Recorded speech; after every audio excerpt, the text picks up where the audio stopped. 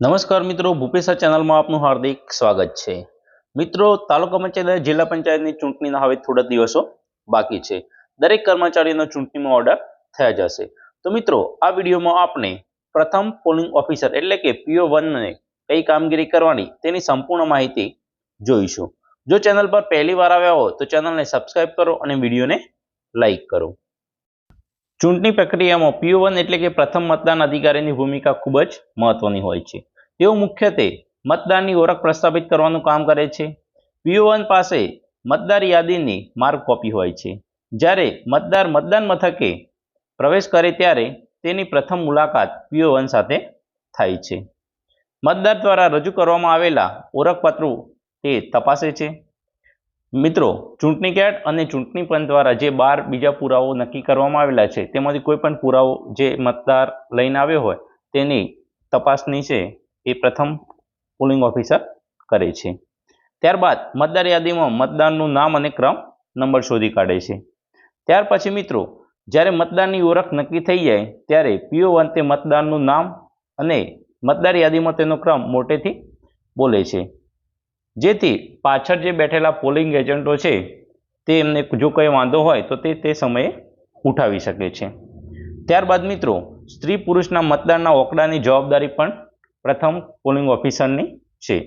Presiding છે એ જે સમયે ઓકડા માગે સ્ત્રી પુરુષના મતદાનના તે સમયે તેને ફર્સ્ટ પોલિંગ ઓફિસરે આપવાના હોય છે। ત્યારબાદ મિત્રો, ઓળખ સાબિત થયા પછી PO1 મતદાર યાદીમાં નિશાની કરવાની હોય છે।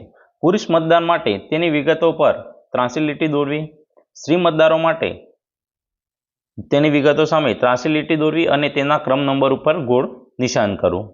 અને મિત્રો, થર્ડ જેન્ડર માટે નામ પર 83 લીટી અને ક્રમ નંબર પર કુંડળીની નિશાની કરવી। મિત્રો, આ જે અહીં ફોટો આપેલો છે તે જૂનો છે। અહીં તમે હું બોલ્યો તે પ્રમાણે તમારે કામગીરી કરવાની રહેશે।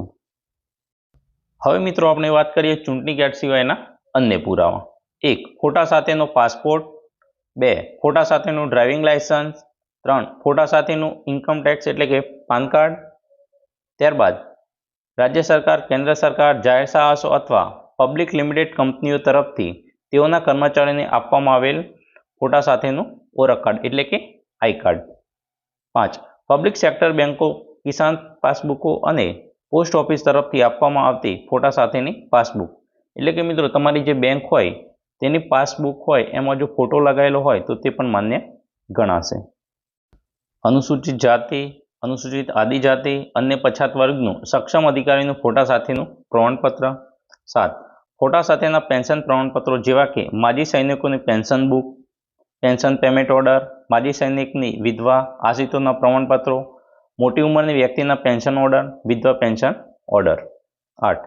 કેન્દ્ર સરકાર, ગુજરાત સરકાર દ્વારા આપવામાં આવેલા સ્વતંત્રતા સૈનિકના ફોટા સાથેનો ઓળખ કાર્ડ। 9. ફોટા સાથેના હથિયારોના લાયસન્સ। જો મિત્રો તમે હથિયાર ધરાવતા હો અને લાયસન્સ હોય ફોટા સાથેનું તો તે પણ વેલિડ ગણાશે। 10. સક્ષમ અધિકારી દ્વારા આપવામાં આવેલા વિકલાંગનું ફોટા સાથેનું પ્રમાણપત્ર। 11. રાષ્ટ્રીય ગ્રામીણ રોજગાર બાંયધરી યોજના એટલે કે મનરેગા હેઠળ આપવામાં આવેલું ફોટા સાથેનું જોબ કાર્ડ। કર્મચારી રાજ્ય વીમા યોજના હેઠળ આપવામાં આવેલું ફોટા સાથેનું ઓળખ card. 13. National population register scheme હેઠળ RGI દ્વારા આપવામાં આવેલું સ્માર્ટ કાર્ડ। 14. UIDAI દ્વારા આપવામાં આવેલ આધાર કાર્ડ।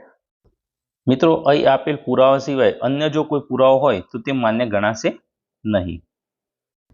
મતદાનની પ્રક્રિયા દરમિયાન શાંતિ જાળવવા અને ક્રમબદ્ધ રીતે મતદારો આગળ વધે તે જોવું। ટૂંકમાં કહીએ તો PO1 એ ગેટકીપર જેવી ભૂમિકા ભજવે છે, જે સુનિશ્ચિત કરે છે કે માત્ર સાચો અને અધિકૃત મતદાર જ મતદાનની પ્રક્રિયામાં ભાગ લે। તો મિત્રો, આ વિડીયોમાં આપણે PO1 એ કઈ કામગીરી કરવી તેની સંપૂર્ણ માહિતી જોઈ।